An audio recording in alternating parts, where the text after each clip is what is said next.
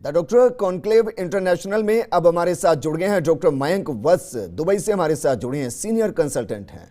मयंक वत्स जी, सबसे पहले first India पर आपका स्वागत है sir. Thank you very much. नमस्कार सर, दुबई में बैठकर इस वक्त हिंदुस्तान को देख रहे हैं तो कैसा महसूस कर रहे हैं? कोरोना अनकंट्रोल दिखाई दे रहा है। अभी जो इंडिया की हालत चल रही है वो देख के काफी दुख हो रहा है, क्योंकि इंडिया में अनकंट्रोल्ड इन्फेक्शन चल रहा है। जी। लाखों की संख्या में रोज मरीज मरीज हो रहे हैं और काफी लोगों की डेथ भी हो रही है। और दवाइयों की मुश्किल हो रखी है, दवाइयों की ऑक्सीजन की सप्लाई बहुत मुश्किल हो रखी है। तो एक्चुअली बहुत बहुत खराब है। इसको बहुत अच्छे तरीके से कंट्रोल करने की जरूरत है कोरोना को, अदरवाइज आने वाले एक हफ्ते में या 10 दिन में कंडीशंस और खराब होती जाएंगी। तो अभी राइट टाइम है कि अपन लोगों को सबको एक्टिव मेजर्स लेने चाहिए, वैक्सीनेशन को प्रमोट करना चाहिए, इन्फेक्शन कंट्रोल को और इम्प्लीमेंट करना चाहिए और कोशिश जी करनी चाहिए कि जितने भी ये सामुदायिक फंक्शंस वगैरह होते हैं इन सबको बंद करना चाहिए। सर, क्योंकि आप पल्मोनरी एक्सपर्ट हैं, आप पूरे उस हाँ। श्वास तंत्र को समझते हैं जिस पर कोरोना अटैक करता है। तो मैं आपसे जानना यस। चाहूंगा सर कि कोरोना ना हो इसके लिए क्या एहतियात बरती जाए, और दुबई में क्योंकि लंग्स पर सबसे ज्यादा इफेक्ट, और यहाँ केसेस कुछ ऐसे भी आए कि 5 से 6 दिन के अंदर पूरा लंग्स डैमेज और उससे शख्स की मौत हो गई। क्या ऐसे केसेस दुबई में हाँ, भी आए हैं? ये ऐसे ऐसे केसेस हमारे पास भी आए थे पहले, बट अभी सब चीजें वेल कंट्रोल्ड हैं। तो मैं तो एज ए पल्मोनरी फिजिशियन में कहना चाहूंगा कि सबसे इम्पोर्टेंट है कि अपने को जो भी कोरोना पॉजिटिव पेशेंट है उससे दूर रहना है, उसे आइसोलेट करके रखना है। घर में भी अगर कोई कोरोना पॉजिटिव पेशेंट है तो उसको पूरी तरह से प्रिकॉशन रखनी है।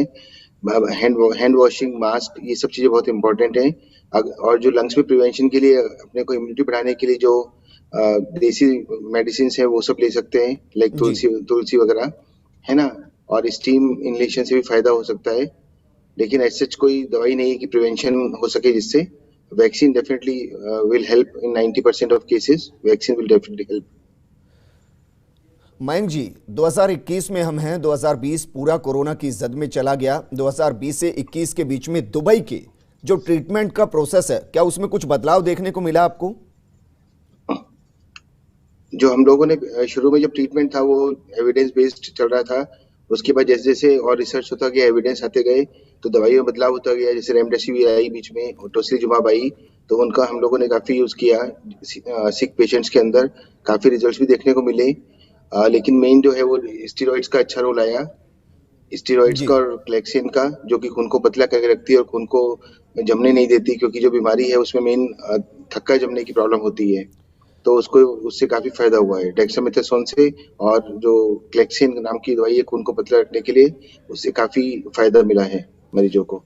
सर, 4 दिन पहले हमने राजस्थान में बड़े बड़े डॉक्टर्स के साथ डॉक्टर कॉन्क्लेव किया था। उस दौरान ये निकलकर सामने आया कि अगर रेमडेसिविर, जिसको लेकर हिंदुस्तान में अलग अलग तरीके की पॉलिटिक्स हो रही है, उसको लेकर सामने आए कि अगर पहले 7 दिन में उसका इस्तेमाल करते हैं तो ठीक, उसके बाद उसका बहुत ज्यादा यूज नहीं है। क्या आप इससे सहमत हैं?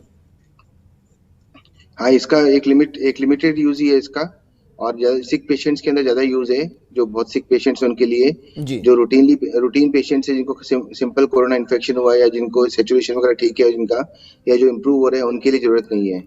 बहुत सिक पेशेंट्स हैं उनके लिए ही जरूरत है। अभी दुबई में तो और 2000 के लेकिन फिर भी आसपास इसका। कोरोना पॉजिटिव केस हर दिन आ रहे हैं। सर, डेथ परसेंटेज दुबई हाँ में हाँ। क्या है, और उनमें से कितनों को ऑक्सीजन की जरूरत पड़ रही है? दुबई में जो भी हो रहा है वो तो काफी कंट्रोल्ड में है। मेजोरिटी ऑफ केसेस माइल्ड ही हैं। वी जी। Can say hardly 1% 2% cases sick होंगे, बाकी मेजोरिटी केसेस बिल्कुल माइल्ड है। जी। और वो सेल्फ आइसोलेशन से, क्योंकि यहाँ पे कानून बड़ा अच्छा है, रूल्स रेगुलेशन बड़े अच्छे हैं, तो इसलिए वेल कंट्रोल्ड हो रहा है।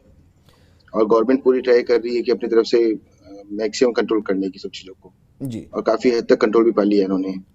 वहां की पब्लिक के अंदर जो आपको एक कह सकते हैं कि सतर्कता दिखाई दे रही है, जागरूकता दिखाई या दे रही है, उसके पीछे की सेल्फ वजह, अवेयरनेस बहुत है यहाँ सर पे। उसके पीछे की वजह चालान है 6,000 रुपए का, या लोग ही जागरूक हैं?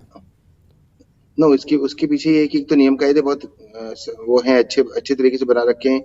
उनका इम्प्लीमेंटेशन अच्छे से कर रखा है। लोग पढ़े लिखे हैं तो उसमें सेल्फ अवेयरनेस ज्यादा है। और लोगों को ये लोग रेगुलर एजुकेट करते हैं कि वैक्सीन लगवाओ और सब करो। और डेफिनेटली जो इन्फेक्शन कंट्रोल मेजर्स है उन सबको स्ट्रिक्टली फॉलो करना है। जी। तो बहुत सारे फैक्टर्स है जिसकी वजह से ये सब अच्छी तरह से कंट्रोल हो रहा है यहाँ पे। सर यहाँ पर यह भी कहा जा रहा है कि जिसको एक बार कोरोना हो जाता है उसके लंग्स को वापस 100% काम करने में, यानी कि जो कोरोना से पहले की स्थिति होती है उसको आने में लंबा वक्त लगता है। इस पर आपका एक्सपीरियंस क्या कहता है सर, कितना वक्त लगता है और इस वक्त का कोरोना लंग्स को कितना डैमेज कर रहा है? वो डिपेंड करता है कि जब कोरोना का इन्फेक्शन हुआ तो लंग कितने डैमेज हुए। यूजुअली जो पेशेंट्स होते हैं वो रिकवर कर जाते हैं, लेकिन जो सिक पेशेंट होते हैं जिनको आईसीयू में एडमिशन की जरूरत पड़ती है, उनके अंदर लंग्स में फाइब्रोसिस हो जाता है, तो उसको ठीक होने में, रिवर्ट बैक करने में अमूमन 2 महीना 3 महीना लग जाते हैं जी। और वो भी जब उनको रेगुलर स्टेरॉइड्स वगैरह यूज करने पड़ते हैं पेशेंट्स को, तो दुबई अमूमन में आपको 2 से बेड्स 3 की महीने का किल्लत टाइम। कभी महसूस हुई सर, किसी भी दौर में 2020 से अभी तक लेकर? क्या कभी लगा कि बेड्स कम है, ऑक्सीजन की कमी है, दवाई सही नहीं है, इंजेक्शन नहीं, यहाँ पे कम हर पड़ चीज रहे हैं, ऐसा यहाँ कभी पे महसूस हुआ? नहीं, यहाँ पे हर चीज वेल सिस्टमेटिक है। जैसे ही नंबर ऑफ केसेस बढ़े, यहाँ पे काफी सारे बड़े बड़े हॉस्पिटल्स खोल दिए गए, फील्ड हॉस्पिटल खोले जिसमें 5000 बेड की कैपेसिटी, 3000 बेड की कैपेसिटीज, प्राइवेट हॉस्पिटल्स को इन लोगों ने अपने अंडर कंट्रोल में ले लिया ताकि सारे बेड्स की मुश्किल नहीं हो। तो जैसे इंडिया में जो हालात हो रहे हैं वैसे हालात कभी भी नहीं हुए, बहुत ही अच्छे तरीके से मैनेज किया गया यहाँ पे। सर इंडिया में एक बड़ी ये वजह रोल मॉडल पॉपुलेशन है भी है सारी सर, कंट्रीज। 135 हाँ, करोड़ से ज्यादा की आबादी है सर। मैं कहना चाहूंगा कि रोल मॉडल कंट्री है और ऐसे ही जो रूल्स रेगुलेशन इम्प्लीमेंटेशन फॉलो अगर इंडिया में फॉलो करें तो डेफिनेटली हमको कोरोना से बहुत जल्दी निजात मिल सकती है। सर हिंदुस्तान में क्योंकि सरकारें लगातार काम कर रही है और डॉक्टर्स तो बेहतरीन काम कर ही रहे हैं कोरोना को कंट्रोल करने के लिए, लेकिन फिर भी आप एक सजेशन क्या देना चाहेंगे वर्तमान स्थिति को देखते हुए जहां कोरोना हर दिन हिंदुस्तान में अनकंट्रोल हो रहा है, कंट्रोल कैसे किया जाए? सबसे इम्पोर्टेंट मैं मैसेज देना चाहूंगा कि एक तो लोगों को पैनिक होने की जरूरत नहीं है, दूसरा इन्फेक्शन कंट्रोल पे रेगुलर स्ट्रिक्टली फॉलो करना है, मास्क लगा के रखना है, हाथों को सैनिटाइज करना है, ये रेगुलर करना है उनको, और जो पेशेंट्स हैं उनसे दूरी बनाए, उनकी केयर करनी है लेकिन उनसे दूरी बनाए रखनी है और पूरे सैनिटाइजेशन को मेंटेन करना है। ओके, और वैक्सीनेशन सबसे इम्पोर्टेंट है, वैक्सीनेशन करना बहुत जरूरी है जी सर, क्योंकि अब ये भी कहा जा रहा है कि ये एयरबोर्न डिजीज हो चुकी है, यानी कि एयरबोर्न वायरस हो चुका है, एयर टू एयर ट्रेवल करता है। अब क्योंकि आप पूरे रेस्पिरेटरी ट्रैक को समझते हैं सर, कोरोना का वायरस शरीर के अंदर एंट्री ना करे उसके लिए किस तरीके का मास्क का इस्तेमाल किया जाए और क्या क्या सावधानियां बरती जाए? मसलन एक सजेशन, यहां पर मैं एक डॉक्टर से बात कर रहा था, उन्होंने कहा कि बीटाडीन 2% अगर उसको हम गरारे के लिए इस्तेमाल करें, नाक के बाहर के क्षेत्रों पर उसको लगाए तो उससे काफी हद तक रिलैक्स मिलेगा। इस तरीके के कोई सुझाव आप देना चाहेंगे? सबसे इम्पोर्टेंट चीज मास्क को अच्छी क्वालिटी का मास्क प्रॉपर तरीके से लगाना सबसे ज्यादा जरूरी है। वो है ना, सर्जिकल प्लाई मास्क वगैरह लगाएं। अगर कपड़े का मास्क लगाते तो 3 लेयर्ड होना चाहिए और रेगुलर उसकी वॉशिंग होनी चाहिए प्रॉपर तरीके से। तो मास्क, इन्फेक्शन कंट्रोल सबसे जरूरी है। स्टीम इनहेलेशन से कुछ फायदा हो सकता है और रेगुलर बीटाडीन के गार्गल्स करने से भी कुछ हद तक फायदा हो सकता है, बट ऐसे कोई अभी तक कोई ऐसा लिटरेचर सामने नहीं आया है कि इससे बहुत ज्यादा इन्फेक्शन कंट्रोल में फायदा हो सकता है। सर दुबई की पूरी पॉपुलेशन को वैक्सीनेट होने में कितना वक्त लगेगा, कितने महीने लगेंगे?